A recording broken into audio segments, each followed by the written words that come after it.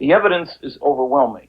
The planet Earth is being visited by intelligently controlled extraterrestrial vehicles.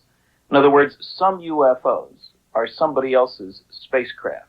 There are no good arguments against UFO reality if we consult the evidence.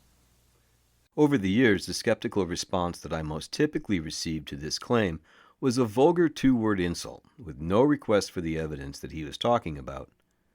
Please don't be that kind of human. Friedman continued on with a strong visual example that supports the idea of linking up clues seeded into Earth's cultural literacy.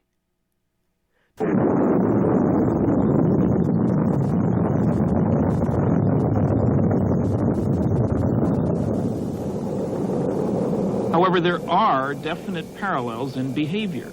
They have Earth Excursion Modules, which behave very like our Lunar Excursion Modules.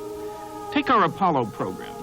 We have strange-looking flying craft carried on board a launch vehicle. They hover out in the boondocks on the moon, land, a couple of humanoid-looking creatures climb out, wander around, pick up rock samples, play games, then re-enter their craft, lift off, disturbing the soil behind them, rendezvous with the mothership, and zip off toward another planetary body.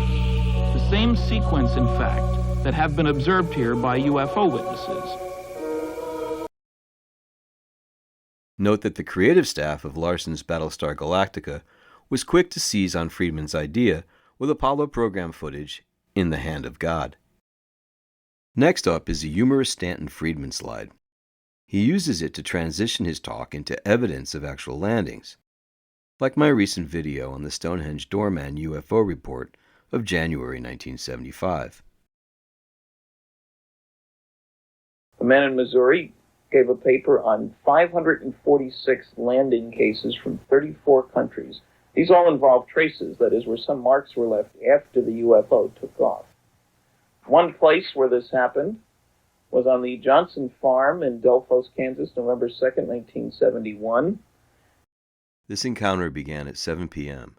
when teenager Ron Johnson was tending sheep on his family farm. 25 yards away, he spotted a mushroom-shaped object 9 feet in diameter hovering 2 feet off the ground. Its surface was covered with multicolored lights, and it was emitting a vibration sound like an old washing machine. As it lifted away, Johnson was temporarily blinded with a bright light from its base. He left the site to get the attention of others, and on return his entire family saw the object in the sky.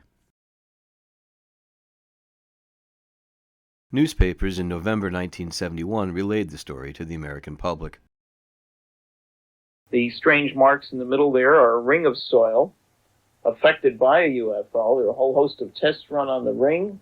It's clear that something strange happened to the soil as far down as 14 inches deep. To give you an example of what happens to soil, the soil on the left was from that ring, obviously different in color and texture, and I might say from laboratory tests also different in composition, from the normal soil on the right. As I hinted earlier, the idea that humans should heed this 1971 report and the outcome of the soil analysis is very effectively foot-stomped by the Stonehenge Doorman and the saucer landing in North Hudson Park in January 1975.